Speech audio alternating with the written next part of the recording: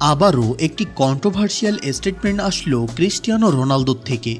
No, you said the Saudi league was better than Ligue 1. Easy. French is on PSG, sorry. রোনালদোর মতে league 1 থেকে Saudi pro লিগের level অনেক বেশি। League 1-এ PSG ছাড়া কোনো দল নেই। রোনালদোর এই মন্তব্য কতটা যৌক্তিক এবং লিগ র্যাঙ্কিং সিস্টেম কি, সেই সিস্টেম অনুযায়ী সৌদি প্রো লিগের অবস্থান কোথায় চলুন জেনে নিই।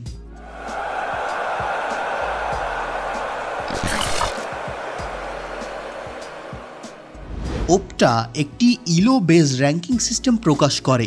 ইলো এর কোনো মূল ফর্ম নেই।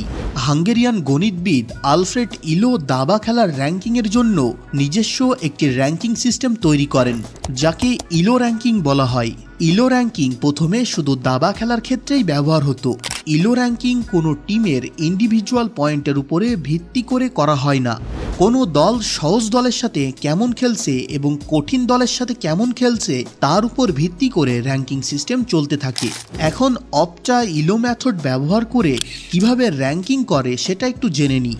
অপটা একটি অ্যালগোরিদম তৈরি করেছে।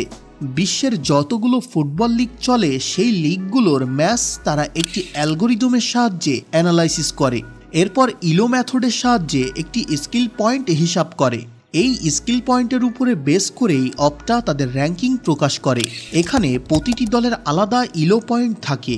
যেমন ম্যানচেস্টার সিটির কথাই চিন্তা করা হোক, সিটির প্রতিটি ম্যাচ যাচাই করে ইলো পয়েন্ট হয়। কেমন দলের সাথে খেলা হচ্ছে তার উপর ইলো পয়েন্ট ডিপেন্ড করে। যদি ম্যানচেস্টার সিটি বোর্নমাউথের মতো দলের সাথে জিতে তাহলে যে পয়েন্ট পাবে তার থেকে বেশি পয়েন্ট পাবে যদি রিয়াল কিংবা লিভারপুলের মতো দলকে হারায়। ইলো পয়েন্ট শুধু ম্যাচ জিতলেই বাড়ে না, ম্যাচ হারলেও বাড়তে পারে। সেখানে তাদের পারফরমেন্স হিসাব করা হয়। একটি লিগের সকল দলের ইলো পয়েন্ট হিসাব করার পর যে লিগের পয়েন্ট বেশি সে দলের র্যাঙ্কিং তত উপরে।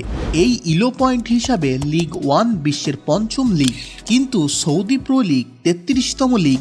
সুতরাং রোনালদোর এই মন্তব্য যৌক্তিক নয়। তাহলে রোনালদো কেন এই কথাটি বললেন? রোনালদো, মেসি, নেইমার, আপনি যার কথাই বলেন না কেন, সবাই প্রফেশনাল খেলোয়াড়। তারা যে দল কিংবা যে লিগেই খেলুক না কেন তারা সেই লিগের ব্র্যান্ড অ্যাম্বাসেডর।